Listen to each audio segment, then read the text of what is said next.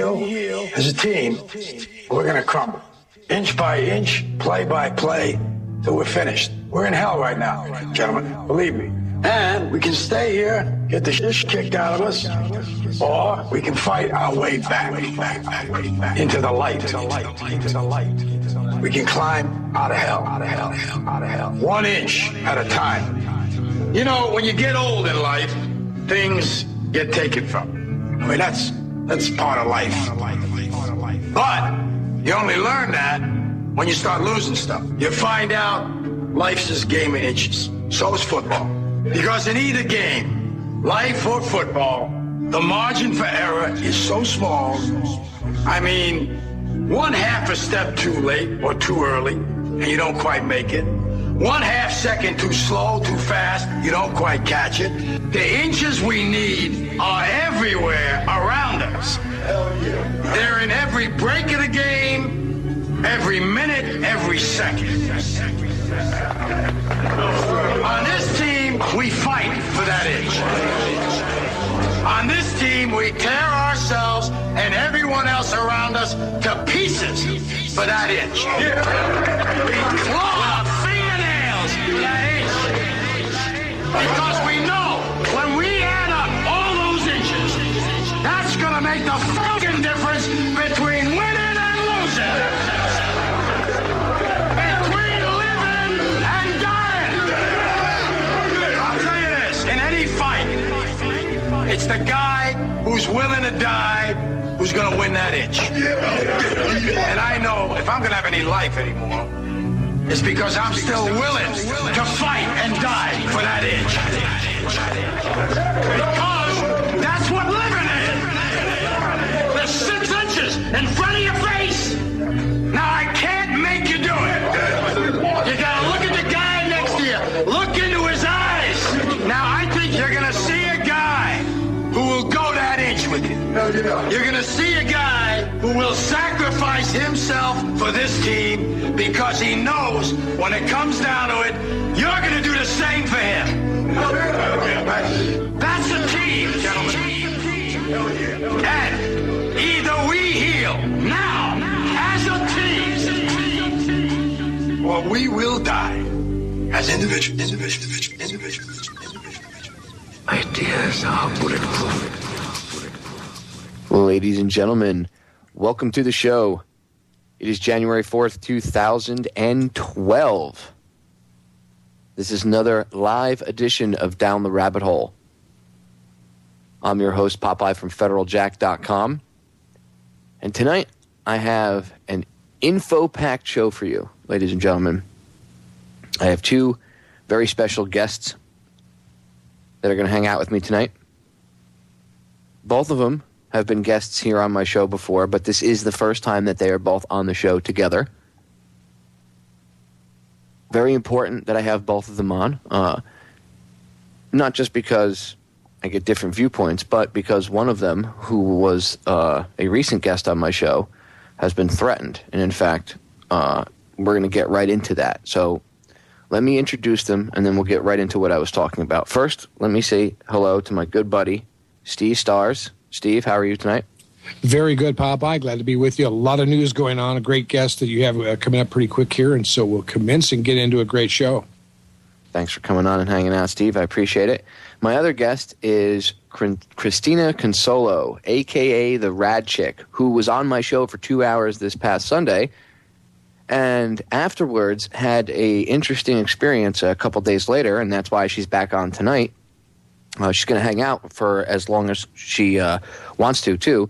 But I wanted to get her on to talk specifically about this first tonight because, you know, the more spotlight we shed on something, a lot of the times the safer researchers are. So, Christina, welcome to the show, and tell the listeners what you and your daughter went through. We have a few minutes before break, so go ahead. The floor is yours. Okay, well, yeah, two days after I was on your show, there was another problem at Fukushima. One of the spent fuel pools started losing water after a big earthquake that they had there on the 1st. And that next evening, my boyfriend and I went to the Army Navy surplus store to kind of price out some stuff if we needed to shelter indoors in case something happened. And you and I had kind of talked extensively about that scenario, but it seemed to be happening maybe a little quicker than I anticipated. So we had gone to the Army Navy surplus, and we didn't buy anything, and thank goodness we didn't, because we would have had all kinds of crazy stuff in our car if we did, like gas masks and things of that nature. We were sitting in the car for maybe 5 minutes, no longer than 10 minutes, and we were actually having a very lovely conversation. And all of a sudden, our car was surrounded by police officers. There were 5 cars that pulled up. They blocked us in. They parked on either side of us. There was about 7 officers from 3 different departments, 2 undercover guys, and then over the course of the next 2 hours, there were a couple other cars that came and left to see what was going on. And it was a very, very strange and surreal situation. There was a lot of confusion. There was a lot of different stories being told to different people. They told, when they first got there, they wouldn't let us out of the car. They asked what we were doing in the car. We said we were just talking. And this isn't on a public street either. This is in your parking lot. This is parked right in front of my apartment in my parking spot. Yeah, so this is in your complex. So this is off the street on private property. Right. And they wanted to know what we were doing in the car, and we said we were just talking. And they took our IDs, and after a little while, they came and they took my boyfriend out of the car and questioned him. And he asked, what is the problem? What exactly is going on here? And they said, our problem isn't with you, but we might have a problem with her. And they pointed to me. And they asked him some questions. Eventually they came and got me out of the car too. They said that my kids wouldn't open the door to my house. They had been there earlier while we were at the store. And I told them, well, that's what they're instructed to do, is not open the door to anyone when I'm not home. And they seemed very irritated by that. They didn't have any kind of warrants or anything. They told us several lies, which are verifiable. They at first said that one of my kids was involved in a hit and run the night before, which wasn't true. She had one of my girls had a slight fender bender.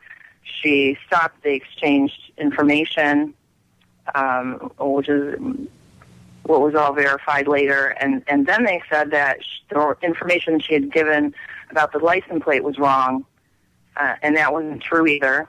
She had given all the appropriate information. And then they were questioning me again, asking what we were talking about. I said we were just having a personal conversation. It wasn't any of their business. And they decided after a good hour and a half of this making us stand outside in 10-degree weather that they were going to take one of my kids in for an old shoplifting warrant. And we haven't been able to determine yet that there even was a warrant. She was with somebody who stole one CD from Walmart about 7 months ago. So, the situation doesn't make any sense at all. The outcome of it is they took her to jail. I had to bail her out later on. She was obviously very upset by the situation. There was some strange things that happened with the frisking that she had to go through, and I'm attempting to get all of the dash cams from all the cars and all of the mic recordings if they're available under the Freedom of Information Act. But we're dealing with 3 different departments, 7 or 8 officers. It's $25 a pop for each one of these recordings and videos. And What is it, $25 per officer? Per officer and per dash cam. So we're talking like $300 to $400 to get this stuff together, but it's going to take probably a couple weeks because they have to close out whatever their investigation is. It was just a very, very strange situation, and none of them really seemed to know. Like it seemed like they were really fishing. Yeah, it seems like they were fishing, and they were more like they were sent there to kind of scare you and harass you. We're going to get cut off by the break. Ladies and gentlemen, stay tuned. Christina's going to hang out with us. We're going to get more into this when we get back. I want to get Steve's thoughts on this and more, so stay tuned. We'll be right back. In the chat room, somebody brought up they must have been following her for weeks, and I had made the same comment to Christina when she first told me about this, and we talked about it for a couple hours last night, and she had, when she related the story to me, I kept asking her all sorts of questions, details that she could remember. And there were undercover cops there. And the way that they had rolled up on her while she was in her car, to somebody that has, I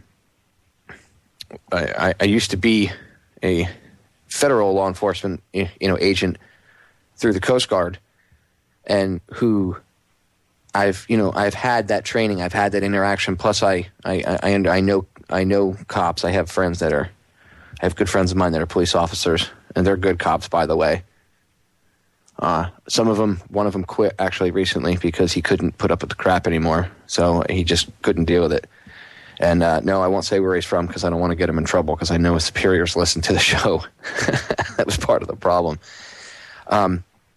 Anyway, it was a tactical thing. So they were obviously watching you. I said that last night, that they had to have been watching you for at least an hour or so. Well, before they had to have been watching the area. They came over. You weren't, after you weren't there, they were sitting somewhere waiting for you to pull up.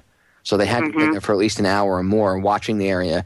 And then it took you, 10 minutes to get out of your car? So they were watching you for at least 10 minutes when you pulled in, before they pulled up on you. I guess they had been around here for a while because they had come over about 45 minutes before we came home, and that's when they knocked on the door, and the kids wouldn't answer. And then, so they were watching the house. They came over after a while. Kids wouldn't answer, and then they wait for you to come home. They watch, verify, because like you said, it took about 10 minutes, which that's about right. They'd wait to see if you get out of the car, see what's going on. Now, if you had gotten out of the car, they probably would have swarmed up on you as soon as you got out of the car. Yeah. Now, yeah, I mean, it was so fast and so crazy. Like, Steve asked a good question. They didn't have a warrant, right? No. This sounds so totally absurd. And what's your take on this, Steve? You've been sitting here quietly listening to this.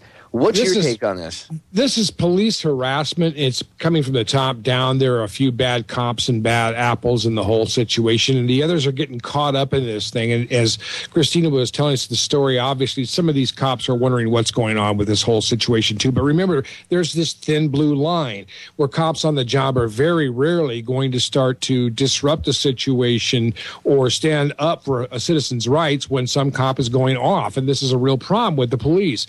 And my situation, or my thinking about the whole thing is, of course, if the listeners are just now joining us, Christina has been very vocal on the whole problem with Fukushima. She's been very much a person speaking about some very serious problems that the news media and a lot of other people do not want exposed. So the background is that there is somebody who is trying to target her and intimidate her with this kind of police harassment, and there are a lot of other cops getting caught up in this whole thing, all over a stolen CD that took place 7 months ago by somebody who her daughter was acquainted with. I don't buy it one bit. Mm-hmm. I mean, they must have had to do something like to have that kind of like show of force. That there had to be, someone had to get arrested for something, I guess. Well, yeah. Well, there has I don't know, but it makes it even more ridiculous that it's over something like that with that kind of manpower here for that period of time. And on top of that, I live next to one of the most crime-ridden cities in Michigan, Pontiac, Michigan. And there are murders and rapes and robberies that happen there every day. And they're 1 block over. I'm 1 block over from Pontiac. and they're, focusing on this stuff. I mean, come on. And they tried to drag me into a bunch of different conversations. They know that I'm a registered patient with the Michigan Medical Marijuana Program, and one of the cops was trying to instigate me by saying, that marijuana causes schizophrenia. There was a study that was just published, and I corrected him, and I said, well, actually, I worked for National Institutes of Health, and I'm well acquainted with that study. It was in the UK. It was in 2002, and what it showed was that very heavy long-term users, after 30 or 40 years of use, developed symptoms of schizophrenia. But he was trying to, I don't know. I really don't know. It was just so odd. Just all of these different conversations and them, telling everybody something different. And it was definitely, they were intimidating us. They handcuffed my daughter. They had standing out in the middle of the parking lot, her and I, face-to-face, talking, and while all of them stood around us. All 7 or 8 that were there at the time were surrounding us in a circle. And I said, can I zip up her coat? Because it was freezing outside. And they said, no, we're going to put her in the car. And, she was crying. She was very upset and, caught everybody off guard. But at the same time, I was calm. I knew I hadn't done anything wrong. And I was, I wasn't really surprised by this. I've had a couple of emails from some of my subscribers on YouTube saying, be careful, because you're taking off a lot of really scary people by what you're doing. Well, you are. You're talking about things that they don't want covered. Mm-hmm. That kid Dutch Sense had the same problem. He was fine until he started running around doing radiation readings. Yeah. A couple of months back, and then he got a visit from the feds. Yeah, and one of his friends got shot.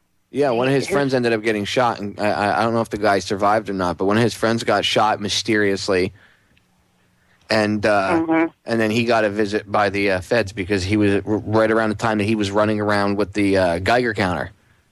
It had nothing to, when he was talking about weather modification and hurricanes and HARP and scalar technology, nothing. As soon as he started talking about Fukushima, and he started, doing videos and showing the radiation readings, all of a sudden he was public enemy number 1. Uh-huh. So, well, I had a conversation that I didn't connect to any of this on New Year's Day. I have a friend that works at the Pentagon with the Humvee division, and I've been sending him emails for months asking him, what are they telling you about Fukushima? And he went home to Florida for the holidays, and his father's sick and has cancer, and he was helping out there. And he's been told by his superiors at the Pentagon that they do not expect more than 1,000 deaths in the U.S. total from Fukushima fallout. That's what their experts are telling the employees at the Pentagon. So, I mean, it's the government, they're not even telling their own workers. They're not telling their military. They're not telling their police department. And 3 months ago, I went to the city of Auburn Hills for a city council meeting. And after the meeting, I had a discussion with the chief of police. And it was right after the weekend, the Labor Day weekend. And in Michigan, the EPA graphs showed that over Labor Day weekend, our air quality, we had 350 CPMs in the outdoor air all weekend. And, those guys are outside all the time. And I was thinking, I wonder if the police department has been given any warning about taking protection, because that's over hazmat levels. And so I talked to this woman for a little while, and I told her what I was doing, and I told her about the EPA graphs, and I said, have you guys got any kind of warning from anybody about taking precautions with how much time your guys spend outside? And she knew nothing about it. So when I started talking about it, she's like, where's this radiation coming from? You see? So even their own people don't know. Even their own people don't know. They have no clue. Yeah, they don't care. They eat their own, Christina. They don't care. That's The New World Order is evil. These people, I could sit and go on for hours about it. We're going to get cut off by the break. Ladies and gentlemen, stay right there. We'll be right back. 3 minutes.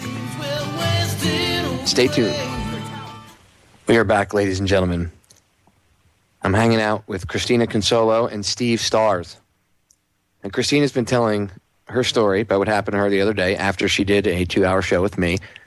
And I don't believe it was because she was on my show. That would be kind of egocentric. I think it's because of all the work that she does.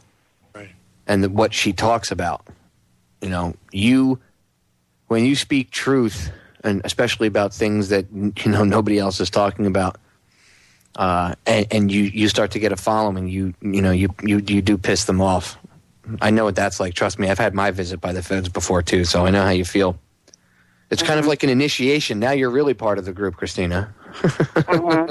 So when they start messing with you, I totally don't think this was done, because of your daughter and some stupid warrant, quote unquote. Which did they ever produce a warrant? Did you ever see a physical printed out warrant given to you? No, I'm still trying to get information about that, about what that situation is. And you're going to try to get all the dash cam video and everything, right? Yep. $25 per video. And per recording for each one of their mics, if they were even turned on. How many hours of video did they even bother to say that you'll get? Because yeah, they were here, but at least 2 hours at night. But do you think that did you ask them if they were going to give you the full thing? Or let me ask you this: I guess they only give you whatever took place during your incident. They obviously don't give you the entire 8-hour recording for whatever the cop did for 8 hours. They probably only give you the time for your incident. So did they give you an idea of like how they know you're, you know what I mean? Is there going to be any editing job? Do you remember enough that if you get the video, you'll know if stuff was edited out? Oh, for sure. Okay, that's good. What you ought to do? Sure. You don't forget. Before you guys things forget, like that. I remember everything vividly. Before you forget, if I were you, I would sit down with your daughters, your boyfriend, yourself, and I would go over everything. And just take your camera, sit down and record yourselves going over the event. So that way, as time goes by and other things get piled on top of you, you have a fresh account right there because you can watch yourself describe it in the video. And then that'll probably help you remember, oh, yeah, and, it'll make the memory fresh. That's what I would do if I were you. And record everybody's statements and keep them, just keep them on a memory card somewhere or put them on a CD or something. That way you have that. Yeah, writing everything down is as good as testimony, I believe, and for recall purposes in case anything ever went to court. I've already had people offer one of the RadChicks on my website, has some legal connections and has offered to help me file a harassment suit against the departments that were involved. And I said, let's hold off. Let me see what I get first in terms of, hard copy stuff. And because I'm too busy to, be, dealing with this too. But if I've got a boatload of information and if she reviews it and thinks that we should go ahead of it, we're probably going to do that. Did they ever file charges? Somebody in the chat room asked that. Rob, a friend of mine. No, they have not filed any charges.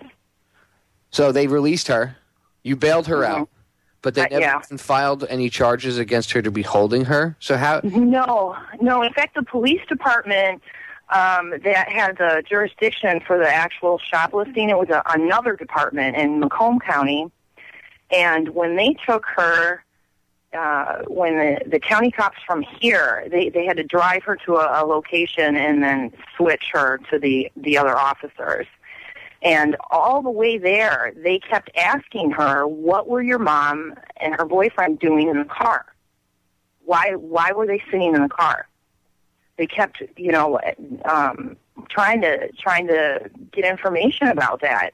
And the other cops that had to come and get her were asking her then on the way to the jail, what is going on? This is really unusual for them to call us out here on this time of night for this kind of charge that's this old.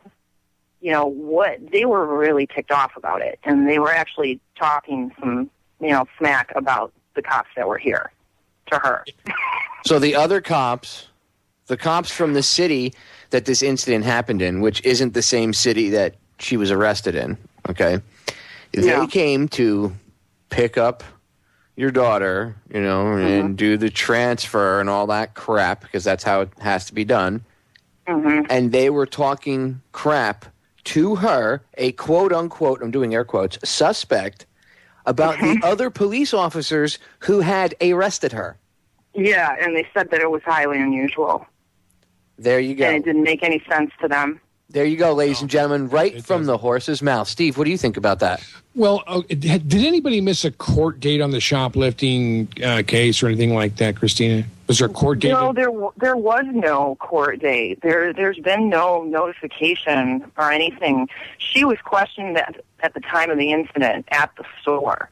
Yeah, okay. This was essentially a petty larceny case, okay, right. At Walmart. All right, and most of the time, if you know anything about the way Walmart or any of these stores work, generally, if you get caught shoplifting, they take you in the back room before the police. You can actually settle with them in most cases, and over a $15 CD.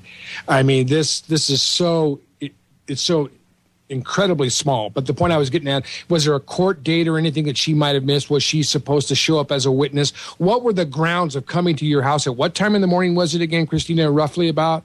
Well, at this point, the transfer was made shortly before midnight, and I know that because it was her birthday. What time midnight. Did they arrest her initially? In jail on her birthday. Yeah. Around 10:30 at night. So does it really warrant coming at it? It's all odd. It doesn't. If they were going to do that, normally they would do this kind of stuff during the day. They'd send a uniform out to get you, and it wouldn't be 5 cops, including undercover cops. I mean, why are they using UCs for this?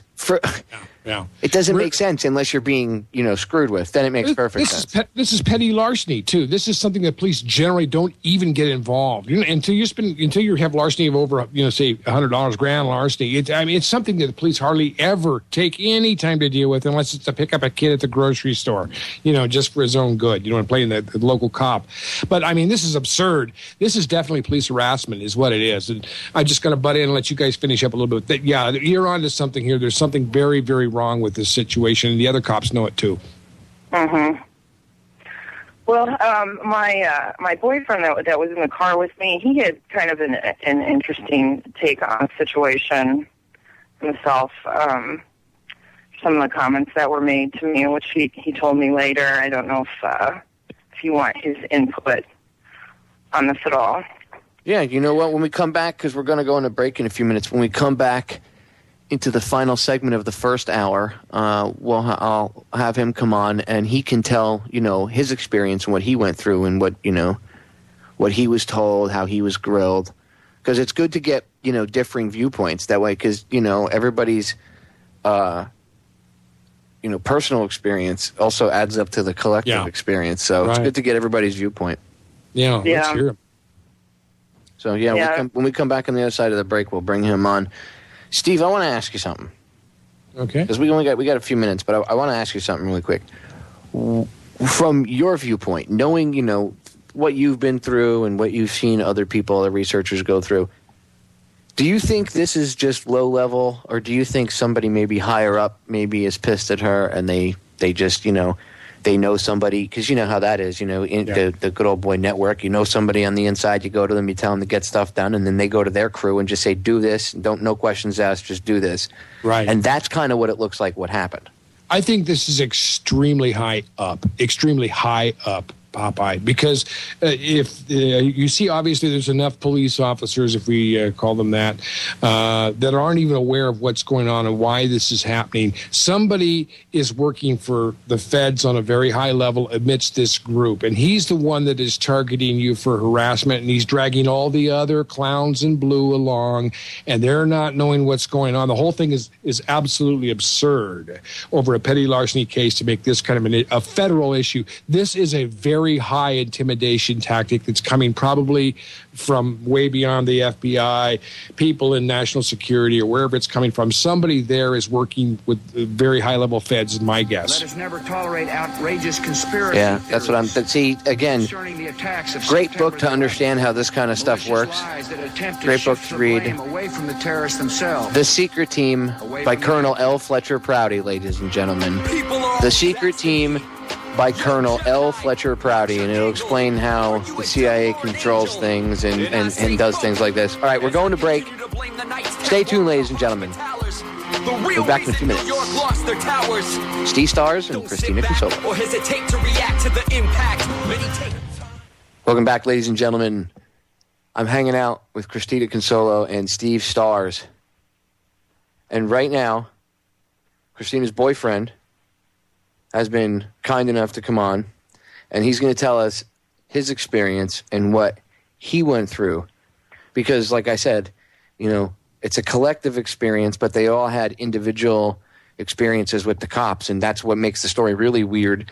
And, you know, why some of the shady stuff that was going on was, you know, they would talk to one person and ask them one thing, and I know police do that, but usually they would still ask some of the same questions, and every time it was, oh, it's about this person, or it's about this person, or that person. So, you know, good to get different viewpoints. So let's welcome him to the show. How are you? Say hello to the audience. Hey, everybody. Thank you for having me on. Let me ask you, when you were sitting in the car, I know you guys were talking about personal stuff. Were you surprised, like they rolled up on you, you know, kind of like SWAT team style, you know, I know how they do it.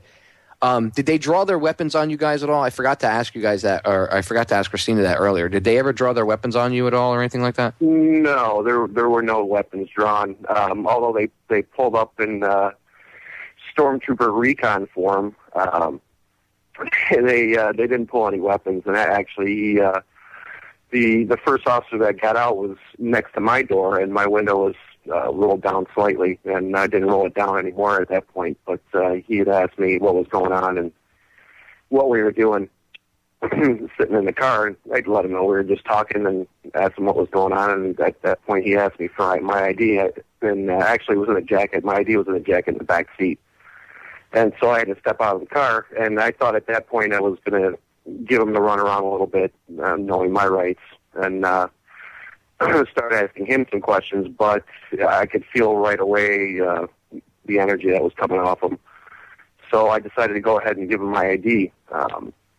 He looked at it for a second, and that's when I had, as Christina said, I asked him what was going on, if there was a problem. And as soon as I said that, he stuck his chest out, put his arms down by his side, his hand by his gun, and the next line out of his mouth was, "There could be."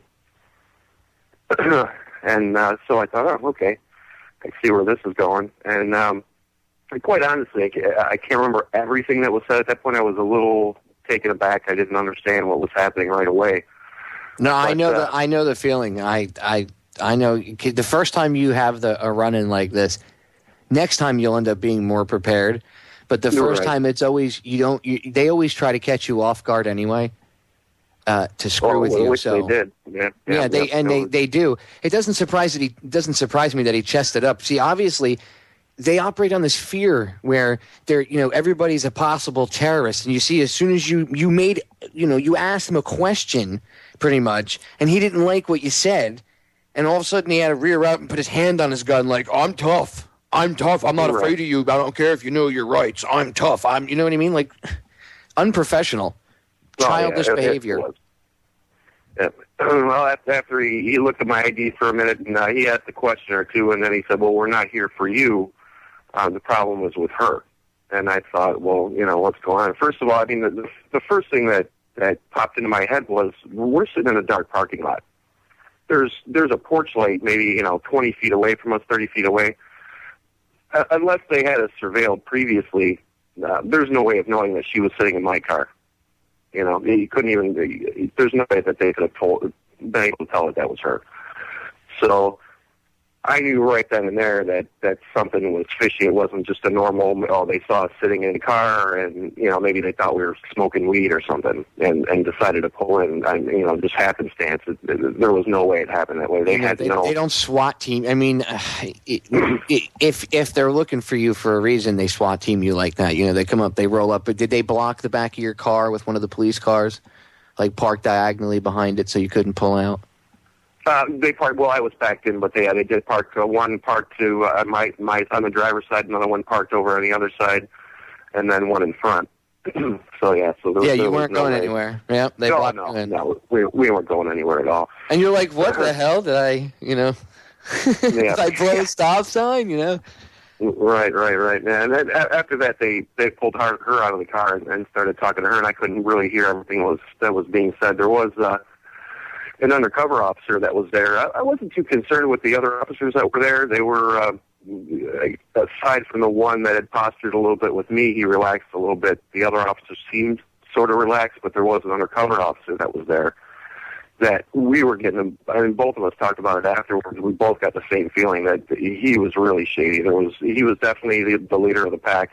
He was kind of sitting back, not really saying anything, just kind of watching what was going on, but at the same time, I could see he was really shifty. He was doing a lot of weird motions, and so he was definitely putting off some really strange vibes that, once again, we both picked up on after the fact. When we talked about it. After they pulled her out, and once they got, the daughter came down and they were talking to her. They took this 18-year-old girl. She's petite. 5 officers surrounding her, frisking her in the middle of a parking lot. I mean, it was just atrocious. I've had some experiences in my life, but never have I seen anything like that. I've seen it on TV, but come on. To see that was absolutely ridiculous. Yeah, living it is a complete different experience. I know what you mean. Oh, I would have been horrified at that age, even as a male, for that to be happening. So I can't imagine how she would have felt, And as it went on, it just got stranger and stranger. The officer that ended up taking her in, we were standing outside. I was trying to keep her warm. Like you said, it was like 10 degrees outside. It was ridiculously cold. And this guy couldn't get a word out, maybe one word every 30 seconds. He's trying to tell his story or trying to, give us all this information on the law and blah, blah, blah, blah, blah. And he's saying one word, and they play on his computer for 20 or 30 seconds, and they say another word. He was just keeping us out there as long as he possibly could. I mean, at that point, he had already called the Sterling Heights Police Department where they were going to transfer her to, and they were supposed to let her over the radio. They were going to meet him there in 20 minutes. He sat there keeping us outside for another half an hour before he even left. And at one point, he had said something about that he was talking about her daughter to her and saying something about avoiding situations, and he says the long arm of the law, and he reaches his arm out, and as he's doing it, and the way he said it, it was unreal. He looks right at Christina, like with these eyes that it was. I wanted to grip him up by his throat right there. It was. I know what you mean. Like he looked at her like. Exactly. Oh, I know what you mean, dude. And you know what? I give you a lot of credit as a man for having the wherewithal to control yourself and not give a crap about his badge anymore and remove his arm from his body and stick it up his ass, because I know the exact feeling. I know what you mean. My he wife knew what I was thinking. I looked him square in the eye. So, I'm sorry, go ahead. No. I know what you mean, man. My wife is attractive, so I understand what happens when you get, these seething dirtbag animals looking at her. And so you looked at him in the face and gave him like the stink eye and told him I glared at him, and he looked back at me, but he didn't change his gaze at all. He felt like he was in control of the situation. So I just played it off as best I could, but the more we talked about it, the more I thought about it after the situation was over, and then especially when I heard later on, I had actually I had to be up for work early the next morning, so I was in bed, and she went to pick her daughter up, and so I didn't hear till the next day, what had happened with the other police department, and the more of it we put, started connecting the dots, it just got weirder and weirder.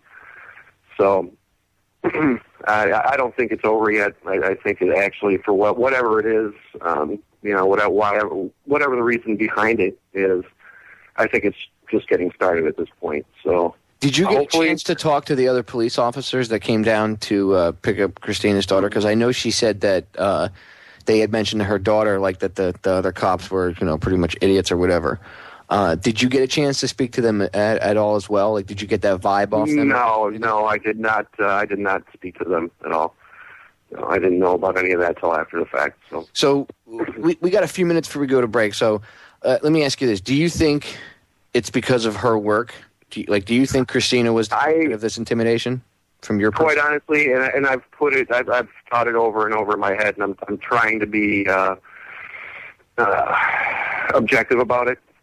But the more I think about it, and I'm not going to lie to you, I have a slight history with the police myself for some small issues, but they could have harassed me and got me going at any point, and tried to take me down, and they didn't do anything. The whole situation makes no sense at all.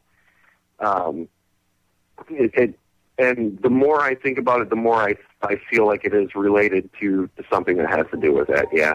And once again, I'm trying to be objective about it and to go, okay, well, maybe could it possibly be because of the daughter? But that is, for an 18-year-old girl, I mean, come on. That's just not going to happen. And especially, like she said, for a trumped-up charge from 7 months ago that other police department isn't even looking for her for. This is overkill, man. I mean... Right, no, it's way overkill. Yeah, it's way overkill. So this was intimidation. I mean, from my from my viewpoint, I would say intimidation. Steve, he feels the same way. We're going to get cut off by the break. Ladies and gentlemen, don't go anywhere. This is the top of the hour break. It's about 8 minutes long. You can get up, stretch your legs, get something to drink. We will be back for hour number 2, Down the Rabbit Hole. Steve Stars, Christina Consolo.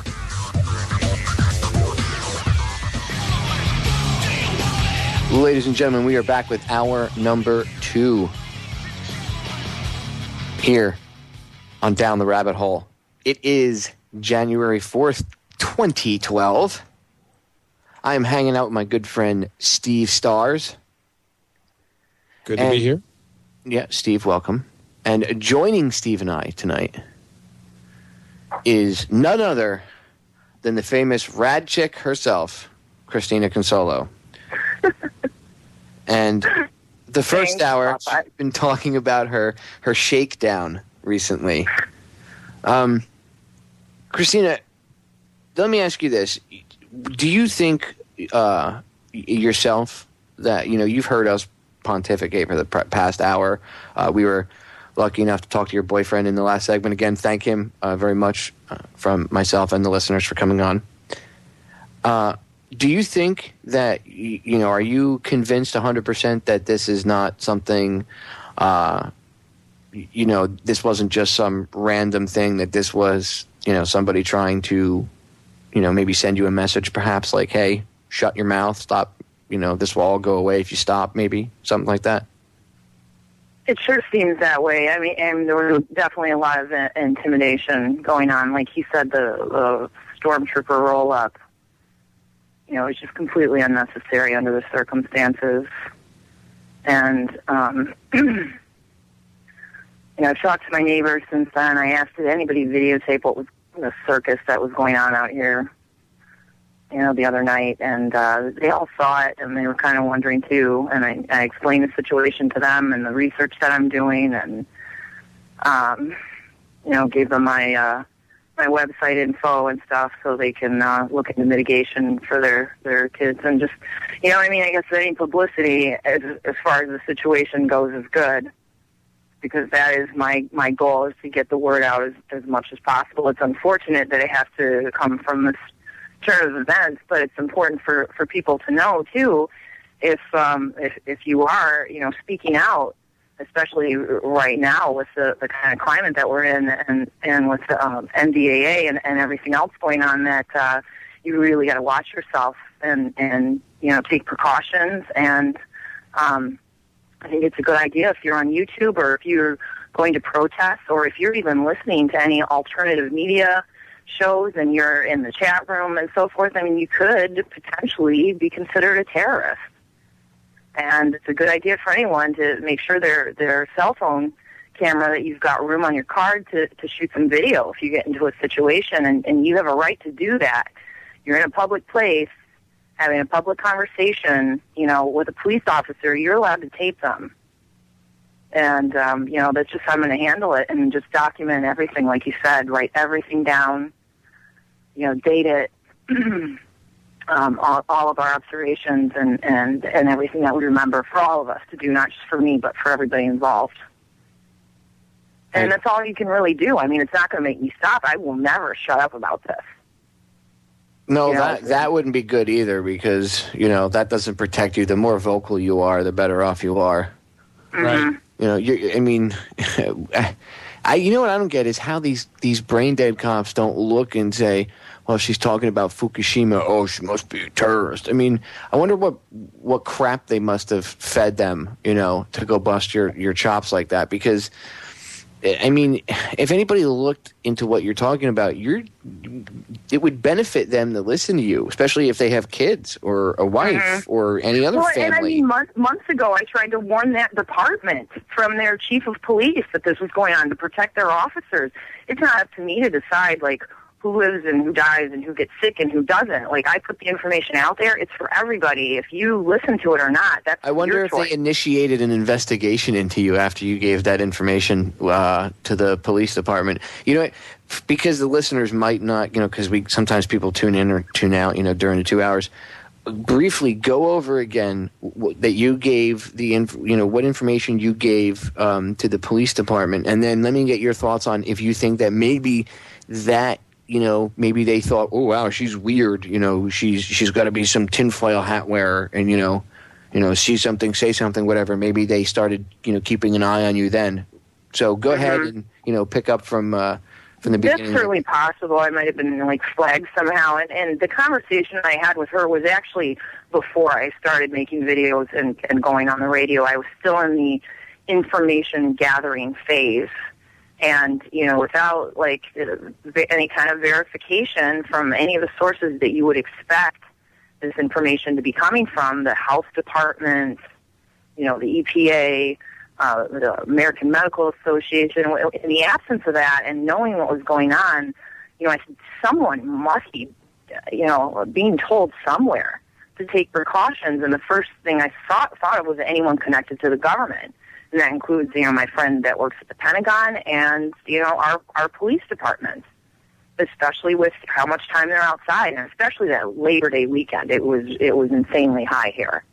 And I really thought that something would have been said, at least in terms of air quality. If they didn't say it was radiation, they might have said, air quality was bad or something, but nothing. There was no indication. And it was just another red flag, but it was something I needed to find out, and it was kind of like the final, thing for me to say, I need to start talking about this, because this is just not right, what's happening, putting a lot of people at risk. Christina, what is your website again, and how can they get your information? I would just bring that up because I want to look at it myself. It's RadChick Radiation Research and Mitigation on Facebook. And you can actually, if you go to FukushimaFacts.com, that is associated with Orion, you can link to it there. In fact, my feed goes into that website every day, and my forecast I do for fallout potential for Canada, the U.S., and Europe that I put out a couple times a week, that gets uploaded to that site too. So you can link to my YouTube channel from there. Or my Facebook page. And there's monitoring data also on that page where you can go to the actual EPA graphs and look at them yourself. And you can go to the EURDEP page and look at the European data sites. And we've had levels that were up, everywhere over New Year's weekend. Yeah. Papa, I was just going to say that if this thing wasn't a problem, there wouldn't be any concern about talking about it. And if the police or the health department said, look, we've got to settle people down who are flying off the handle, concerned with something that really isn't a threat. If that were the case, wouldn't they come up to your door and say, Christina, here's the facts that we have. If you're scaring people, we're going to have to come over here and talk to you again. But, there's nothing here. So you're really in a situation where you're endangering the public by giving them bad information. But that's not what you're hearing here at all. We're not hearing anything. Everything that I'm saying about the situation is all verifiable data. Right. From very well-respected researchers that I follow: Arnie Gunderson, Christopher Busby, Lauren Murray, Helen Caldecott, all the people that I think are absolutely on top of this stuff. All I'm doing is reiterating the studies that they cite, the information that they're giving, and very little of it comes from my personal observation, besides the fallout forecasts that I'm doing. But, I use all the data from Chernobyl. I use all the health effects of radiation based on the studies that were done in Chernobyl and extrapolate that. There was, 8,500 kilograms of uranium in the reactor that blew up in Chernobyl. There were 85,000 kilograms in the reactor that blew up in Fukushima. And you look at the weather patterns that happened with Chernobyl where the fallout occurred, and you look at the weather patterns that happened over here after Fukushima, and the data we found already: plutonium all the way in Boston, cesium levels in our soil in the U.S. from all over the U.S. that were actually 18,000% higher than what UC Berkeley had reported at the beginning of this. This is all verifiable data.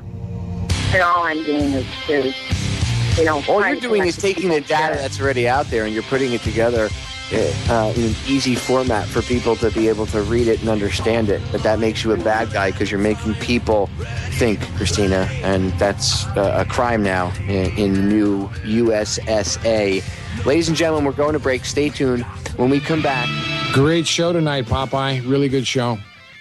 I think it's just been quite eye-opening to me. I really do appreciate the work that Christina's been doing, exposing all the dangers of Fukushima, the high levels of radiation that we're seeing all over the place. And now we see this police harassment situation, which is just completely unexplainable. If you didn't catch that in the first part of the show, you got to go back and get the podcast, get this information out.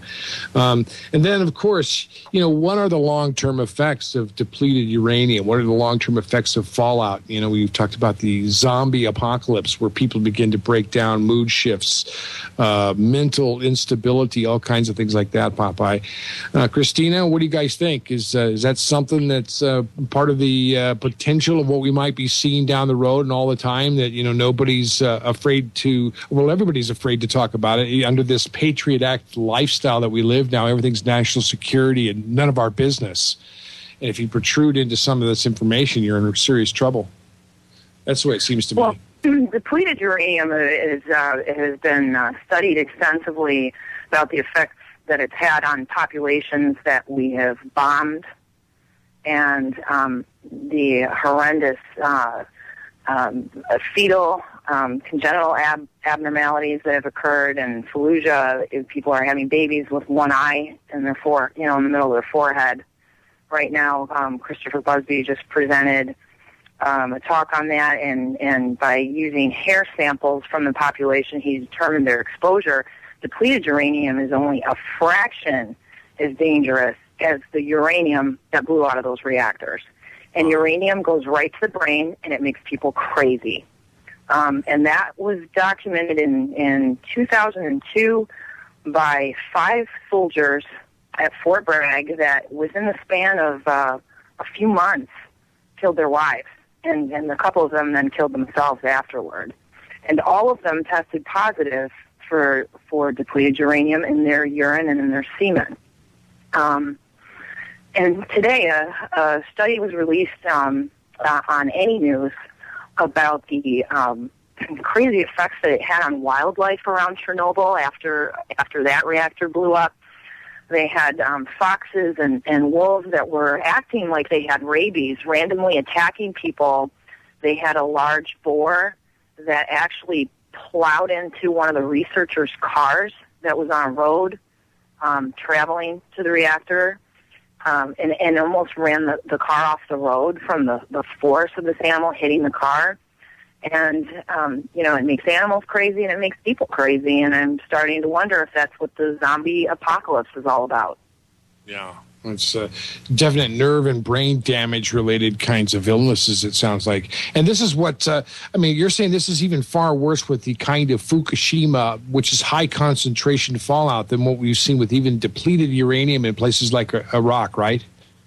Yeah, the depleted uranium is a byproduct of the stuff that they make to put in the reactors. Stuff in the reactors is many, many times more potent and dangerous. And then there's plutonium, which is finely ground into a powder before it's mixed into those MOX fuel pellets, which we know were running in the reactors at Fukushima. And then a couple quick stats on the lethality of plutonium. Carl Sagan had said years ago that 1 pound of plutonium evenly dispersed would kill 8 million people, but the math has actually been redone and it's been corrected to 1 pound of plutonium would kill 2 million people. 1 fuel rod weighs 650 kilograms. That's 2/3 of a ton. And 1 fuel rod has the potential to kill 2.89 billion people. There's 1,600 fuel rods in the spent fuel pool that's now leaning and losing water in reactor number 4. And reactor number 3 that blew up in March, that spent fuel pool only has 1 discernible fuel rod left. The other ones were blown all over the countryside into the ocean. They found portions of the fuel rod 1.5 miles away from the reactor. The rest of it was vaporized, turned into a gas, and floated over here. And especially the people that live in the Pacific Northwest breathed this stuff in heavily in the end of March, all of April, and all of May. And that was been determined from analysis that was done on car filters from the Seattle area. Wow, it's amazing. So there's a large network of people now taking readings, and how accurate are the information readings coming back to us right now that we can, really ascertain where the clouds are moving or where the fallout's hitting the hardest and how much is out there? Well, it's all crowdsourced data, and there's a radiation watch page on Facebook where people post their data. They talk to each other and learning how to use their Geiger counters. There's a lot of people that were getting them at Christmas. So we should have a lot more people inputting data there. And they, everyone realizes like the importance of being correct in these measurements. And the Geiger counter is really kind of a crude measurement of what's going on. You can't really measure the concentration of these isotopes. You can't really measure the number, the type of particles. You can tell that there's radiation there and if it's high or not, but you can't really break it down without a gamma spectrometer. Our government has thousands of gamma spectrometers all over the country, and they're not using them, because they shut down all the food testing and soil testing and rain testing and drinking water testing. It's all being done by individuals who are concerned about this. And Any News also has a forum where people can post their radiation data and also post mutations that they see, things like yellow rain.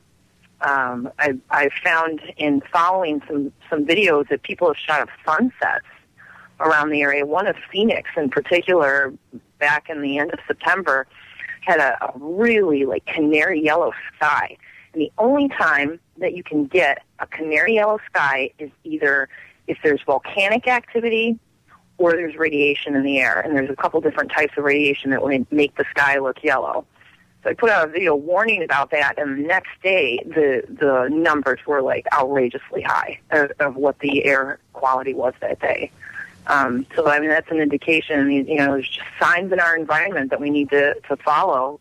And there's a few sites, and it's expanding all the time. There's people that are driving around in their car with their Geiger counter mounted on their dashboard, taking readings. One guy in particular did the entire Olympic Peninsula over the weekend, and he's currently putting all of his data into a mapping program that he's going to make sure is user-friendly so that other people can upload it and start doing surveys in their area. And it's kind of crude compared to the instruments that the government has available to them. But it's the best thing we have, and that's what people have been doing in Japan, too. They've been taking it upon themselves to determine where are these areas, because they almost follow like a leopard spot pattern. Right. And that was shown from surveys that were done in Chernobyl and Kiev and the cities around there, Belarus, that it doesn't all fall over, equally distributed. The areas that are low-lying, where water accumulates, are where the numbers are the highest, and anywhere where there's a lot of trees, because the leaves and the branches and the bark collect the radiation particles also. Wow. Interesting. Now, we're all learning. We're all learning as we go and trying to help I'm going to cut you two off because the break is sneaking up on us. When we get back, I want to get into solutions. And I know you and I talked about that on Sunday, but we might as well, since we're talking about radiation and Fukushima again here, you should, always offer some solutions while we're talking about it. That way we can give people some hope as well as the horrific news. So, ladies and gentlemen, stay right there. We'll be back in a few minutes. Don't go anywhere. Ladies and gentlemen, I don't like to give out tons of bad news without at least giving you 10 minutes of solutions. So, we have 2 segments left here. And I'm going to get Steve's thoughts on everything and, any ideas he's got.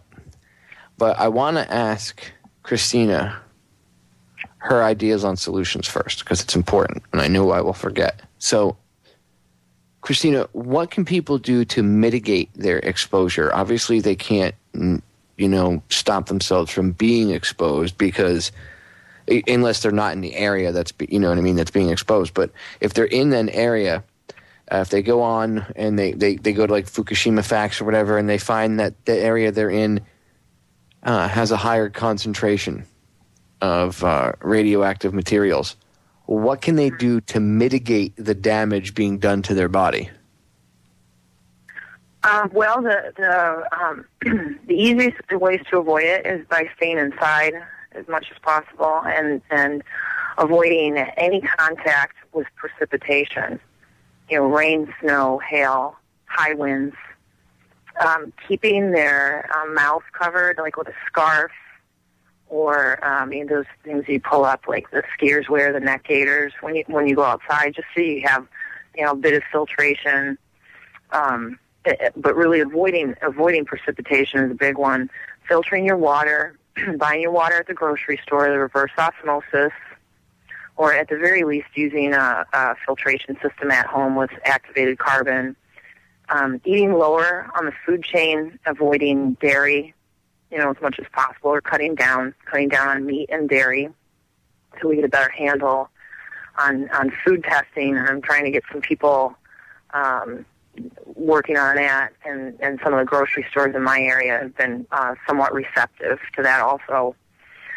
And then when you buy fruits and vegetables, especially if they're from California, you want to just soak them in a solution of baking soda and water for about 20 minutes. If there's any hot particles that are stuck to the fruit or vegetables, baking soda will neutralize them, and then you just rinse them off with your fresh water and put them away. And then work more things into your diet that are anti-cancer foods, foods that are known to help with free radicals, so your cells can help repair themselves.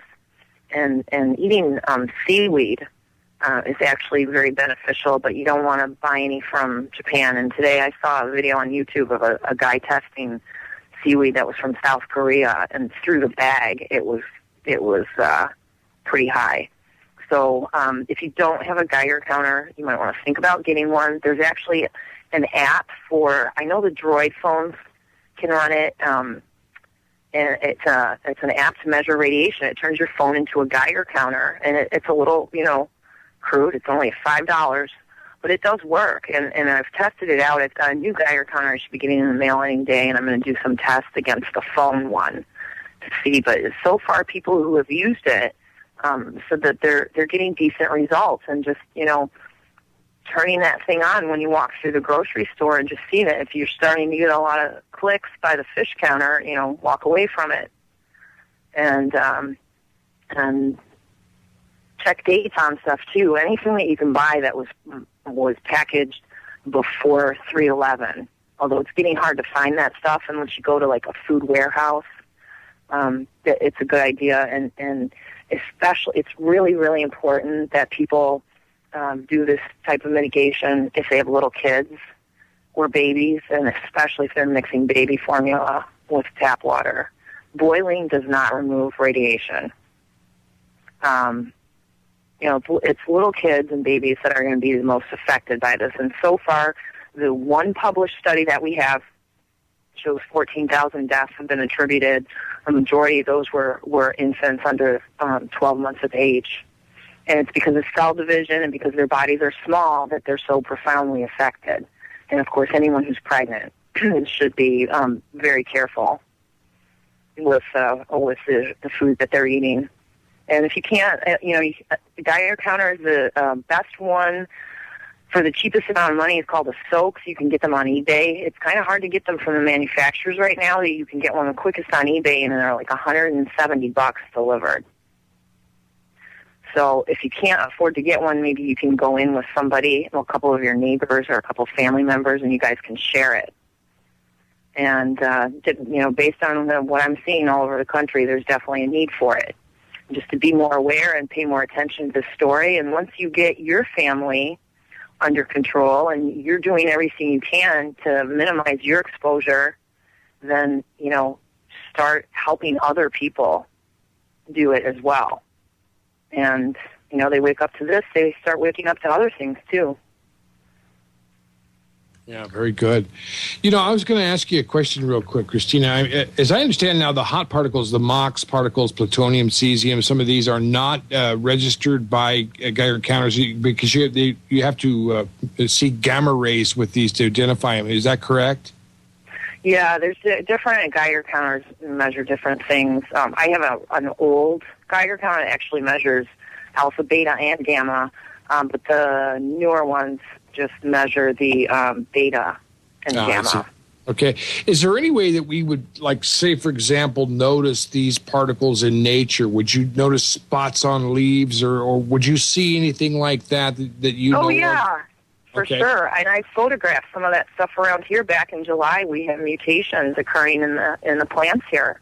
And mutations in the last set of ducks that was born in the pond behind my house. One of them had a small wing, and she had 9 babies, and only one of them lived, and not the one with the small wing either. So the plants look like they have a bunch of plants growing out the top of it. It almost looks like a pom-pom on top of a plant. I've had some people say they've seen a lot of albino insects over the summer. That could be attributed to it. And if you see this kind of stuff, take a picture of it and upload it to my Facebook page, Mutation Watch.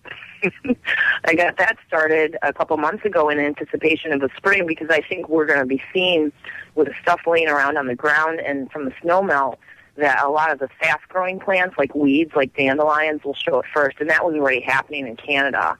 In Alberta, towards the end of summer, they were photographing dandelions with 4 heads and huge stems and things like that. You will notice it if you're looking for it. The other thing I noticed is all summer we didn't have a single earthworm that came out on the pavement after a rainstorm. Usually there's worms all over the place. Right. Yeah. If you go like in a barn and you dig into the ground, there are worms there, okay. But if you dig into the ground outside, there's either no worms or they're very lethargic. That's sick. Those are all clues in nature, and I have a video out about that too, where I list all of them and have the photographs of the mutations that I've seen. And I live in Michigan, and so I'm not even near the Pacific Northwest, and I'm seeing this kind of stuff. And I've also heard people reporting different colors in plants and in chickens. in the Pacific Northwest. They had some weird colored chickens, and that's one of the things, mutations sometimes alter the color of plants and animals in strange ways. Yeah, we should look at those things and start compiling data on them and seeing these photographs and then trying to correlate those with readings, I think, as well. I was just going to say, though, that I think you've done such an incredible job in the first part of the show. If listeners didn't catch it, this police harassment really is impressive upon me, that you're flying over the target and you're getting flack. Something's going on here. I mean, they do not want us to know this stuff, Christine. Yeah, they wouldn't be screwing with you if you weren't, zeroing in on something that was accurate. If you were just talking out of your ass, and some tinfoil hat wearing kook, they would leave you alone. They'd be like, oh, that's just, crazy Christina. But no, if you really hit a nerve, that's when they come and start screwing with you. Yeah. We should follow this up, and I'd like to get as many, if possible, try to see if we can get as many inside perspectives from some of the cops that were there that night, ask them some questions. If necessary, get an attorney, and I can, I'll talk around a little bit to a friend, like I said, of mine who was a former assistant DA and defense attorney, and get some ideas and say, look, what's going on with this? He's also concerned about these issues. He's been with us on shows before, and, we really need to get you some help. If necessary, in terms of the costs involved in getting these tapes from the dashboards, all the information you need. Maybe we can talk about doing that, Popeye. Yeah, I agree. If we'll talk about that on the other side of the break. We'll figure out a way that maybe if the listeners want to help Christina help her get a hold of the dash cam videos via the Freedom of Information Act. If they want to help donate to that or something, maybe we can help arrange that. We'll see what we can do. Ladies and gentlemen, stay tuned. We'll be back with the final segment. Don't go anywhere.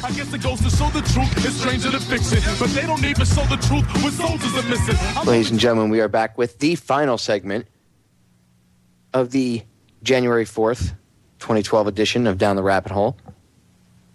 I'm your host, Popeye from FederalJack.com. I want to say thank you to all the listeners for tuning in and hanging out with me for 2 hours. As always, it is a pleasure to come on and bring you, ladies and gentlemen, information. I always try to make it relevant. I always try to give you guys, I don't want to say a show because I don't like the way that sounds, but I guess for lack of a better word, I have to say that. So I always try to give you a good episode or a good show. Tonight I've been hanging out with my buddy Steve. You all know Steve Stars, filmmaker and researcher extraordinaire. And we've been hanging out with my new friend, Christina Consolo, a.k.a. the RadChick. I'm sure everybody knows her by now that are my listeners. And there's plenty of people listening to the stream tonight that are probably Christina's loyal followers on her Facebook or on YouTube. So I want to thank you guys for tuning in and listening. Christina, we got a few minutes. I'm going to give you guys, you and Steve, the floor here. And anything that you guys feel that is super important that we didn't cover, I want you to go ahead and talk about. First, Steve, before we forget, you give out your website and where they can see your video and where, any other things you want to give out. And then you can throw it over to Christina and she can give out I want you to give out your information on your Facebook and everything again, because you can't get enough publicity for what you're doing. And any other websites with pertinent information about radiation facts as well, where the listeners can go educate themselves. So, Steve, first you, and then you can throw the ball to Christina. Go ahead. Okay, well, thanks, Popeye. As usual, an excellent program and presentation with a superb guest. And I really want to, first of all, encourage people to support FederalJack.com and Popeye's work, friends, because he's there. He's a fighter. I've been listening to him and working with him for a while. There's a few people in this truth movement that I have a lot of respect for in the work they're doing. Visit FederalJack.com and help Popeye keep getting this information out, because the guy's a real giver. He really is. My website is AIDS Fraud EadsFraudVideo.com. We talk about the HIV/AIDS fraud. All this stuff interrelates because we're talking about the International Health Control Grid, which is really a part of what's happening here. They don't have solutions, friends, for this nuclear radiation. And that's one of the reasons why they're keeping this so hushed up, because this situation is pertaining to the entire world health situation. So, the entire world health situation is completely out of control, unmonitored, and there's so much secrecy and lies, just damned lies going on here. Now you hear Christina's story tonight. You get this podcast, get it out to your friends. I'm going to take this site podcast off, and I'm going to send it to a lot of people that I know that are just kind of borderline on listening to the truth right now to hear this information. She's being intimidated by the police. She's being hassled, harassed, harangued because she's getting information out that they don't want you to know. Now, they can tell you that this is for national security, but we know what that means. It's security for the people who are in trouble and who are the maniacs behind this elitist New World Order situation. So you can visit my website, AIDS Fraud Video, if you like, but I would really encourage you to help Popeye and Christina. And Christina, I know that you're going to be giving out your information. Just maybe one more question while everybody gets their crayon, as Bob Tuskin says, and gets ready to copy down your information so they can visit your sites. You've given us some solutions. Christopher Busby is a man I have a lot of respect for, too. How long is the half-life on this stuff? What do we do to clean this up? What do you think we're going to have to do, and what kind of worldwide effort are we going to have to really identify this problem and finally put an end to these toxic, nuclear reactors that are causing this much trouble? What do you suggest? Well, to break it down in order of importance, really the biggest threat right now, and most immediate threat, is if this spent fuel pool, which is very precarious. If that thing tips over or catches on fire, everyone would have to shelter indoors. And you really need to talk about this with your family and already think about and scope out what you would need in terms of water, non-perishable food, medication, diapers, stuff to keep the kids busy, playing cards, bathroom facilities. What are you going to do with the pets? Just talk about that stuff now, because if it happens, and it really could happen any day with how that thing is sitting there and the earthquakes that are going on around Japan. There was a 7.0 on New Year's Day, right after midnight. Just be ready and be prepared so that you're not scared if it does happen. So you have some kind of plan together. And, the second biggest thing is dealing with the releases now and just doing simple things to mitigate. If you avoid the precipitation, you filter your water, you're already doing a lot just by those two things. And then, once you get your family situated, try to talk to people who have access to other groups of people, especially people who work in schools, because all of the kids in schools are drinking out of the drinking fountains, and that water is not filtered. And, eventually, and hopefully sooner than later, we've got to get these nuke plants shut down over here. There's 23 of them that they call double-decker beach bombs. They're the Mark I boiling water reactor, like the ones that blew up in Japan. They've got the spent fuel pools on top of the reactor. They're very unstable. People who worked at GE and designed them quit in protest after the prototypes were ran. Everything that I've said tonight, if you have any doubt about it, go to any news, go to my website. Everything is verifiable. There's links to every single article. Everything that I have talked about tonight is on there, and you can see it for yourself. Okay, get those websites out again real quick, if you will, Christina. All right, if you go to Fukushima Facts, FukushimaFacts.com has a link to my YouTube and a link to my page on Facebook. It's RadChick, Radiation, Research and Mitigation. If I had any idea so many people would be looking for it, I wouldn't have made the title that long. I can't change it now, and you have to put the whole thing in to find me. Or you can just find me. My last name is Consollo, Consollo, and link to it through there. And just pay attention to this and get rid of your cable and start using alternative media, because you're not getting any useful information from mainstream media. Everything is controlled by the corporations and the government, and even the cops in the military have no clue what's going on. We're all being duped. Did you see Man Coulter tell everybody that radiation is good for you on yeah, Fox she's an News? Idiot, though. Yeah, she is an idiot. She is an idiot. And it's not true. All of it's bad for you. All of it. Yeah. And you don't have to have any kind of background in nuclear physics to understand that. Just watch a 1-hour documentary on Chernobyl. There's tons of good ones on YouTube. And see what happened to the people around there and the kids around there. And the stuff that they're still dealing with 25 years later. Even Gorbachev feels so bad he runs a foundation for people who have been hurt by the radiation fallout.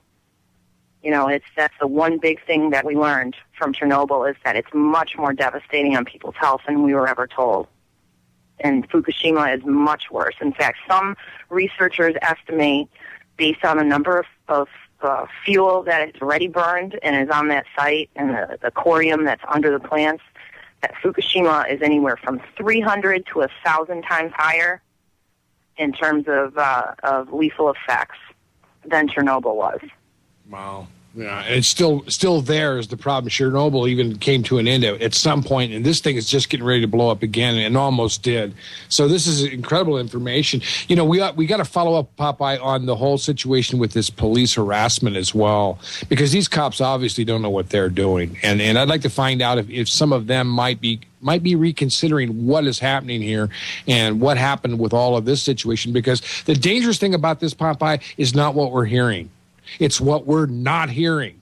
That's the real problem, right, with this. I mean, it's from the very beginning. Remember when Obama was supposed to make a speech at the Japanese embassy? CNN advertised this, and then he didn't show. This tells you there's something very seriously wrong with this whole situation. Yeah, because they said to him, look, Barack, or actually, he's not Barack. They were like, look, Barry, do you want to be able to, read at night without a light, and glow in the dark? And then don't go speak there. And he was like, all right, good point. And, of course, they make up some stupid excuse, but they won't tell people, you can't breathe this in, you can't breathe that. And it's disgusting how they treat people. It really is. And I'm glad that I could get Christina back on the show again so soon. Unfortunately, it was under, crappy circumstances, at least partially for her. Mm-hmm. It sucks that you're getting harassed, but again, like Steve said, you get the most flack when you're right over the target. So if you weren't on point, then you wouldn't be getting screwed with. It's when you're doing something right that you get screwed with, So that's right. Yeah. Mm-hmm. You must be doing something right. I thank you for all the work you do, Christina, and I know the listeners do as well. Thanks, and I'll keep you posted with anything that I find out. Yeah, keep me posted with anything new. You know how to get in touch with me, and don't hang up. I'll say goodbye to you off air. Steve, thank you for coming on again. I appreciate it. Thanks for coming on and hanging out, dude. My pleasure, man. Once again, it's always a pleasure to hang out with you, ladies and gentlemen. Thank you for tuning in tonight. Thank you for taking 2 hours out of your time to listen to me. I will be back Friday. Same bat time, same bat channel. I hope you learned a few things out of this show tonight. I'm out.